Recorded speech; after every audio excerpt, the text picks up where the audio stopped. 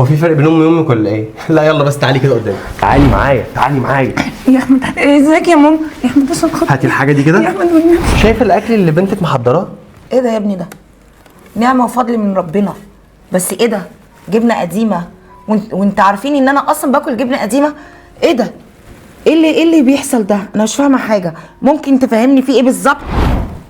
انا هفهمك بقى.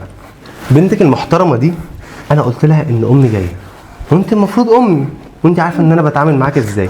لما قلت لها كده وقلت لها اعملي الاكل ده لقيتها جايبه جبنه. اسكتي خالص انا بتكلم. لقيتها رايحه جابت ايه؟ جبنه حادقه وعيش وبتديها لك على اساس ان انت مين؟ ان انت امي انا.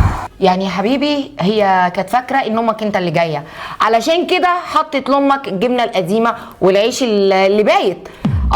ونعم الاصول يا بنت الاصول، والله العظيم انا مكسوفه من نفسي عشان ربيتك بالاخلاق دي. انت كنتيش كده، ايه اللي جرالك؟ مش عارفه اقول لك ايه، كسفتيني قدام ابني اللي بيقول لي يا ماما. انا بعتبروش جوز بنتي، انا بعتبره ابني. منك لله يا شيخه. ايه اللي يرضيك يا احمد؟ هو مش حوار ايه اللي يرضيني، والله انا نفسي اعرف هي عملت كده ليه. اسمع بس يا احمد، انتوا فاهمين غلط. انا ما كنتش عارف ان انت امي اللي جايه، انا كنت فاكره امك هي اللي جايه. يعني ايه امه اللي جايه؟ فهميني يا بني ادمه، يعني ايه؟ يعني ايه اقول لك امي جايه وتعملي جبنه قديمه وعيش معفن لامه؟ ليه؟ هي امك احسن من امه؟ بصي يا نسمه، عشان انا دلوقتي ممكن امسكك اكلك. انا هاخدك معايا البيت وانا هعرف اربيكي من اول وجديد يا نسمه. ده اللي يرضيك يا احمد؟ لا يا ماما والله لا ما يرضينيش حاجه. انا عايزه تفضل موجوده في البيت هنا بس تتعلم غلطها. اللي انت عملتيه ده غلط، ان انت تتعاملي دلوقتي مع حماتك بشكل وامك بشكل. لا يا ماما هما الاثنين امك في الاخر. طب والله انا عارفه ان انا غلطان، حقك عليا يا امي. شايفه ابن الاصول؟ شايفه؟ انت ليه بقيتي كده؟ انت كنتيش كده. انا عمري حرمتك من حاجه؟ انا عمرك يعني ان انت جيتي طلبتي مني حاجه قلت لك لا عليها؟ لا يا احمد والله انا اسفه يا احمد، خلاص حقك عليا. حماتك دي تشيليها فوق دماغك.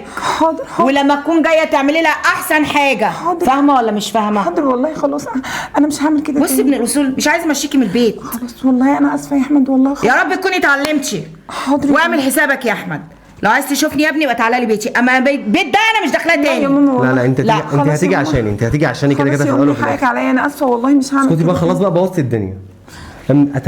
اتمنى تكوني اتعلمتي الدرس كويس وتعلمتي ان دي امك ودي امك والاثنين يتشالوا فوق دماغك.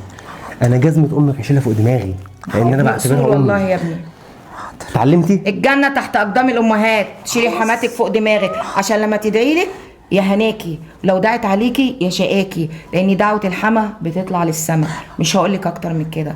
وانت يا ابني كتر خيرك والله العظيم، انت ابن اصول ومتربي ومش عارفه رب يعني اقول لك ايه. حقك عليا وربنا يا احمد هيكرمك عشان انت ابن ناس ومتربي وابن اصول. انا ماشيه يا متربيه. حقك عليا يا احمد، انا اسفه مع انك خليت ماما تزعل مني وتمشي. انا اللي خليتها تزعل منك وتمشي ما غضبانة تفتحيش في عليا. الكلام بقى كده خلاص. انت خشي جوه دلوقتي شوفي هتعملي ايه وانا لما عاوزك هدخل لك. ماشي. مش عارف ليه عملت كده.